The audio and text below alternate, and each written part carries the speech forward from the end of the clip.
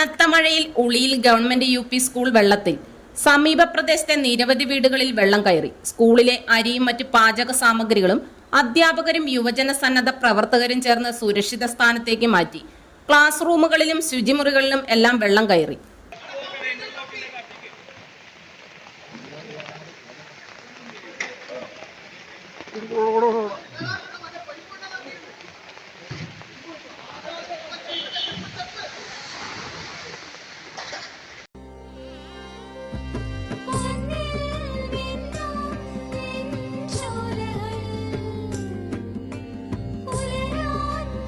ഇതെനിക്ക് തരുവോ?